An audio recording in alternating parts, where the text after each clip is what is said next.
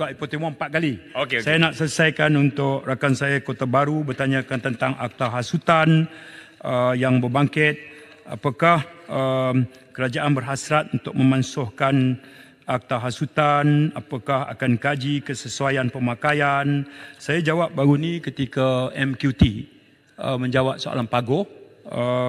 Saya guna pakai yang sama. Of course, bahagian pertama reaksi saya adalah dari segi Perlembagaan Persekutuan, perkara 10, dan saya akan ulangi perkara 10 itu kebebasan bersuara, berhimpun. Kebebasan bersuara bukannya suatu yang bebas, dia ada limitasinya. Kemudian dia ada 3 akta yang kita guna pakai sekarang ini. Akta komunikasi, kanun keseksaan. Kedua-dua akta ini tidak membolehkan tangkapan dibuat. Kota Baru tahu sebagai pengamal undang-undang, kalau ada aduan dan polis invoke akta ini, pilihan yang ada adalah kita saman dia orang datang. Kemudian polis kena minta order to investigate. Jadi dia ada beberapa kekurangan, limitasi kepada pasukan polis. Kerana proses itu kalau mengambil masa, kalau aduan tu melibatkan sebarang siaran dalam sosial media, biasanya dia dah boleh padam dan sebagainya. Pada time dia rujuk kepada MC, semua evidence hilang. Itu antara kekangan. Saya percaya sahabat saya dari Paguh, Larut yang pernah duduk di sini memahami kekangan yang sama. Jadi akta hasutan itu yang 2 yang tadi disebut non-seizable. Okay? Jadi yang membolehkannya adalah akta hasutan. Itu pun Jemaah Menteri membuat satu keputusan. Ya, kalau melainkan membabitkan institusi raja, mencela, memfitnah, mempelekeh, ya, menghina institusi raja yang mengikut perlembagaan itu dilindungi sifat dan kemuliaannya, maka barulah akta hasutan itu diguna pakai. Tapi bagi perbezaan yang biasa, masih lagi guna pakainya adalah 2 akta sedia ada. Terima kasih. Silakan.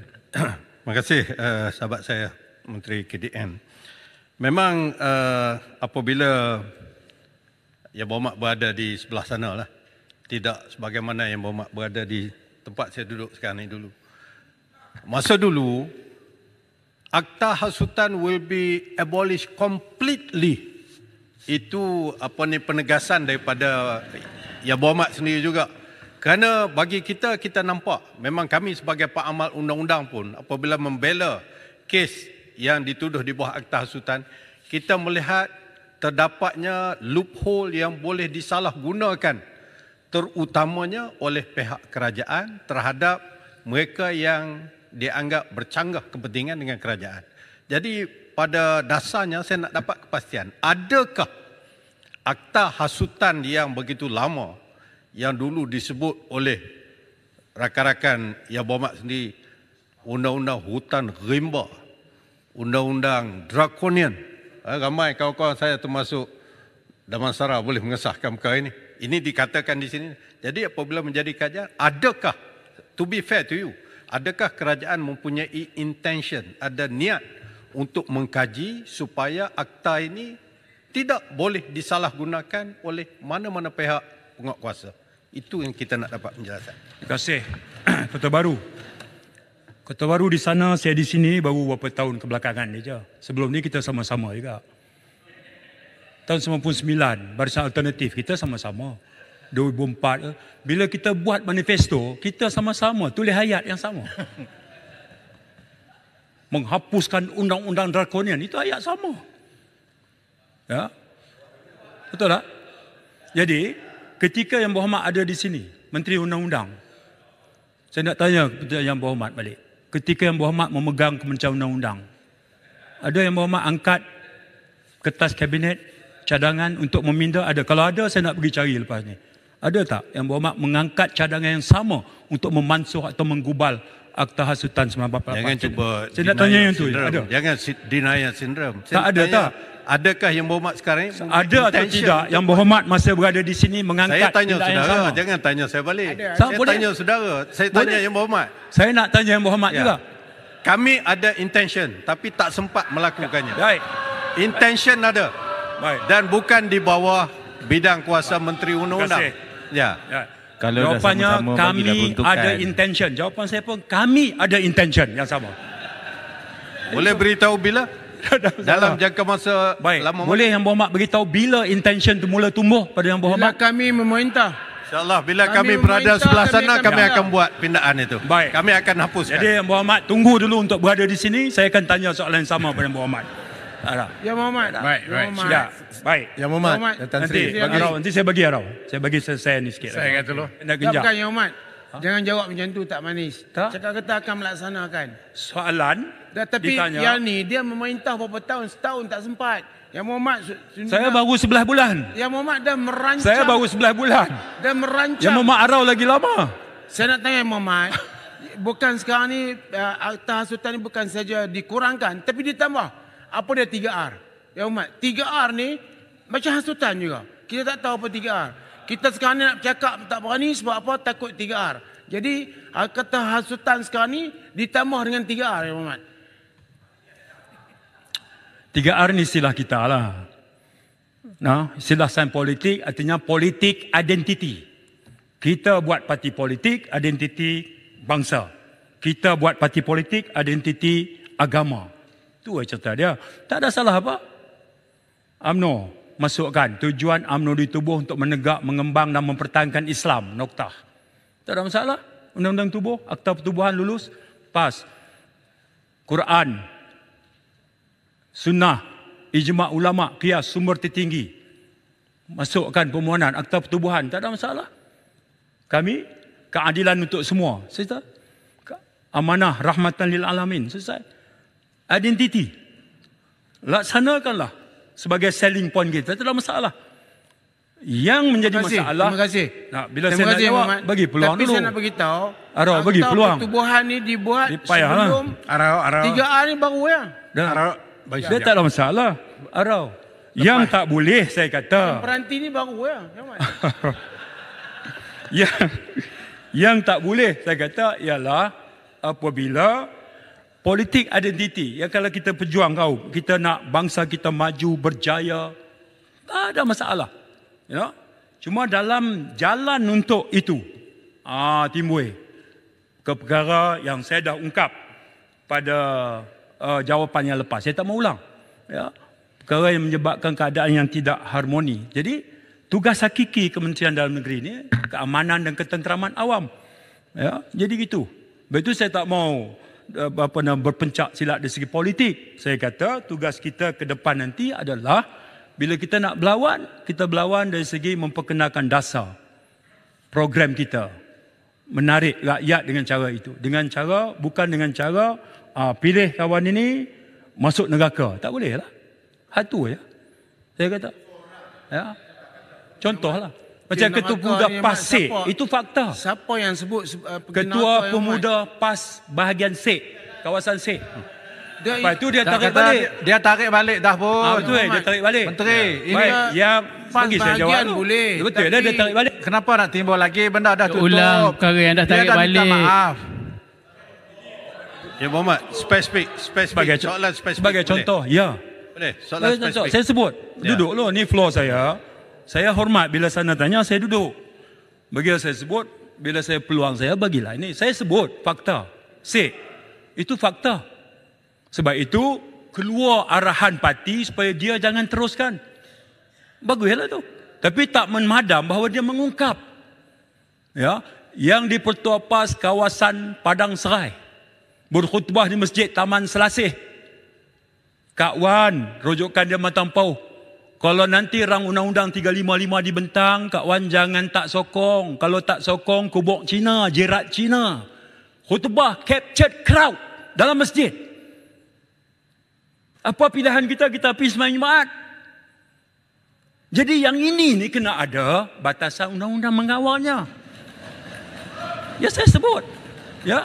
Boleh. Karena itu saya tak mau prolong lah sebab rekod polis terlalu banyak. Ya, terlalu banyak. Itu cuma contoh-contoh. Ya, Boleh. jadi selalunya dilontar dulu. Pulau Pinang habis dah Islam sebab azan tak boleh. Tapi bila esko agama waktu itu Datuk Malik tegur, terus orang yang sama minta maaf. Salah. Jadi hal ini berterusan. Jadi konteks istilah Arau tadi 3R. Nah, saya katakan bahawa mengamalkan politik identiti. Kalau kita tegak di atas landasan itu tanpa menyentuh istilah yang saya contohkan tadi, itu tak ada masalah. UMNO politik identiti Melayu tu dah sejak 1946. PAS dan Islamnya sejak 1951. Tak apa. Cuma bila pertembungan politik berbeza tu, beza politik dikatakan beza akidah, itu masalah. Yang itu masalah pada saya. Boleh, Muhammad? Kerana itu Spesifik. dalam penggulungan ini, sorry.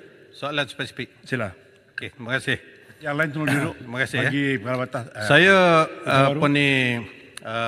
mengakuilah apa yang disebut oleh Yang Berhormat tu ada fakta-fakta dan sebagainya. Cuma bagi kita, penguat kuasa undang-undang tidak boleh dibuat secara double standard kepada kumpulan-kumpulan tertentu saja.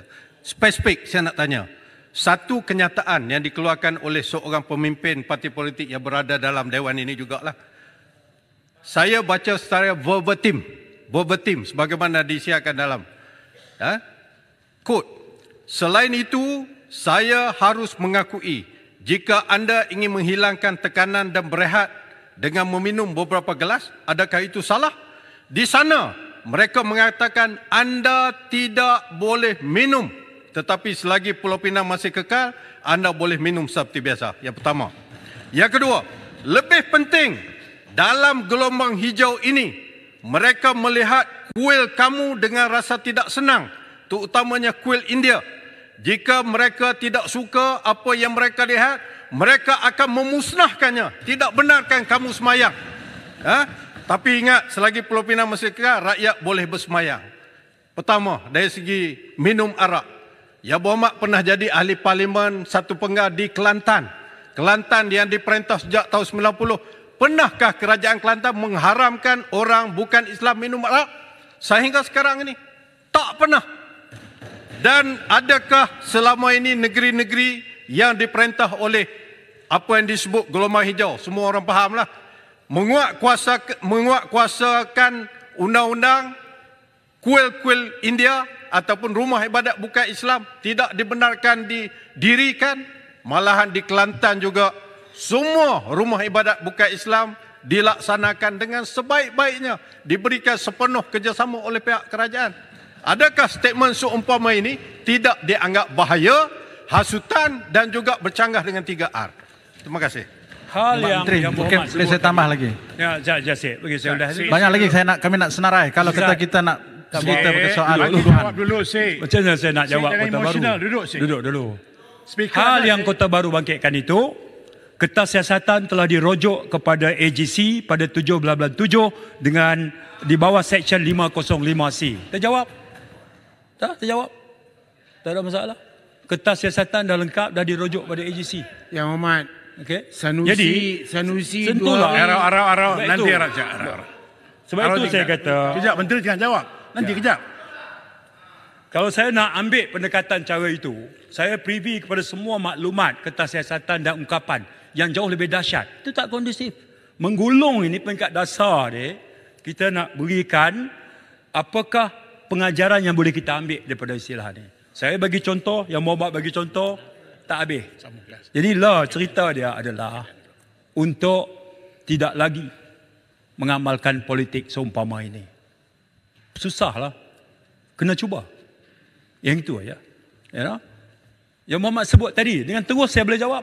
7/7, kertas siasatan telah diserahkan pada Peguam Negara di bawah kanun kesesaan 505C. Dan tak ada isu. Tapi kalau saya nak sebut, apakah ada juga kertas siasatan yang telah lengkap dan untuk terhadap beberapa nama di depan, saya juga boleh sebut. Tapi itu urusan Peguam Negara, biar dia sebutlah. Nampak tak? Biar dia sebut. Misalnya kan. Sebab kita kata hormat raja. Raja ni maksudnya apa yang berhormat? Ketua agama. Ada satu negeri, ketua agama kata tak boleh lagi menyampaikan ucapan politik, program politik dalam masjid. Betul. Kita hormatlah ketua agama. Tapi ada yang sebut terhadap arahan ataupun dikeluarkan oleh pihak berkuasa agama negeri. Ya, saya sebut. Arahan tuanku bukannya perintah yang qat'i. Memang Allah Ta'ala saja yang qat'i, ya, keluaran Quran. Perintah tuanku bukan qat'i. Apa dia perintah tuanku? Masjid jangan digunakan sebagai medan politik. Apa reaksinya? Reaksinya, perintah tuanku bukan KTI. Saya akan terus bercakap. Sebab itu ada aduan. Ya. Karena itu saya katakan bahawa kita kata hormat gajah. Hormat gajah adalah rukun negara. Kepercayaan pada Tuhan, kesetiaan pada raja negara. Bahkan di sini dituduh sebagai tak menghormati gajah. Tapi bila raja yang meminta kata jangan gunakan masjid untuk kuliah politik dan sebagainya. Jangan bawa politik dalam masjid. Orang yang sama yang tuduh sini bahawa kami ini tak hormat raja, orang yang sama. Raja kata-katanya bukan KTI. Betul. Tapi dalam konteks dia itu maksudnya nasihat raja. Yang dikeluarkan nasihat itu melalui Maidam, pihak berkuasa negeri. Kenapa harus diungkap bahawa perintah raja bukan KTI? Bukan putus, bukan muktamad. Maksudnya apa? Boleh dilanggar. Pada masa yang sama, nafas yang sama. Di sini digelar sebagai tak menghormati raja. Nak hapus Islam dan segala macam. Ini hakikatnya. Sebab itu yang berhormat. Menteri perlukan beberapa minit lagi. Abira. Aku Aqul qawli hadha astaghfirullahalazim li wa lakum. Assalamualaikum warahmatullahi wabarakatuh.